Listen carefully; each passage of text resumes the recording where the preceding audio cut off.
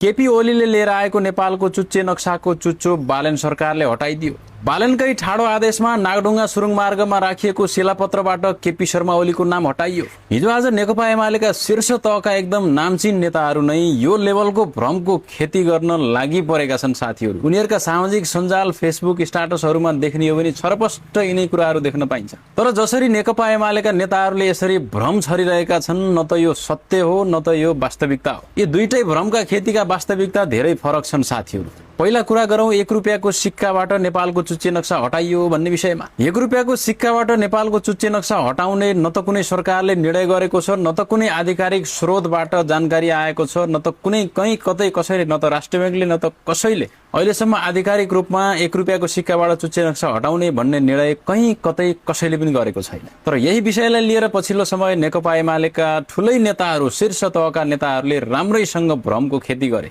र अहिले आएर साथीहरू फेरि नयाँ कुरा सार्वजनिक भएको छ कि चुच्चे नक्सा सहित एउटा चाहिँ आकाश भैरवको तस्बिर त्यहाँ राखेर यो किसिमको चाहिँ सिक्का सार्वजनिक हुँदैछ, सरकारले ल्याउँदैछ भन्ने समाचार आएको छ। यसको पनि अहिलेसम्म कुनै पनि किसिमको आधिकारिक जानकारी, आधिकारिक धारणा, आधिकारिक पुष्टि केही पनि भएको छैन। र दोस्रो कुरा छ साथीहरू, नागढुङ्गामा राखिएको शिलापत्रबाट बालेनको ठाडो आदेशमा केपी शर्मा ओलीको नाम हटाइयो भन्ने विषय। नेकपा एमालेका महासचिव शंकर पोखरेलले आफ्नो आधिकारिक फेसबुक पेजबाट यो लेख्न भ्याए साथीहरू आज। र नेकपा एमालेका अरू धेरै नेताहरूले पनि कसैले उनका पोस्टहरू शेयर गरे, कसैले आफैले लेखे। तर यसको वास्तविकता भने उनीहरूले भने भन्दा कहाँ फरक छ। जब सुरुङ मार्गको शिलान्यास गरियो, केपी शर्मा ओलीले शिलान्यास गरे र केपी शर्मा ओलीले शिलान्यास गर्दै गर्दाखेरिमा उनको नाम अंकित शिलापत्र जानेर राखिएको थियो। त्यहीँनिर त्यही ठाउँमा सुरुङ मार्गको निम्ति राखिने सीसीटीभी क्यामेराहरूको लागि भवन बनाउनु पर्ने भएकै कारणले गर्दाखेरिमा त्यो शिलापत्र आजभन्दा 1 वर्ष अगाडि नै त्यहाँबाट उखालेर लिएर गएर सडक विभागमा राखिएको रहेछ। र पछि जेनजी आन्दोलनमा साथीहरू सडक विभागमै आगलागी भयो र आगलागी भइसके पछाडि शिलापत्र पनि त्यहाँनिर जल्यो अथवा त्यो नष्ट भयो अथवा त्यहाँनिर त्यो खराब भयो, के भयो। जस त्यो शिलापत्र फेरि त्यहाँ लिएर आएर राख्ने अवस्थामा छैन भन्छन् सडक विभागका अधिकारीहरू। र अहिले पनि त्यो शिलापत्रको भग्नावशेष त्यही सडक विभागमा छ भन्छन् उनीहरू। भएको यति रहेछ साथीहरू। तर अहिले आएर जब भोलि सुरुङ मार्ग उद्घाटन हुँदैछ भन्ने समाचारहरू बाहिरिसके पछाडि नेकपा एमालेका शीर्ष तहका नेताहरूले नै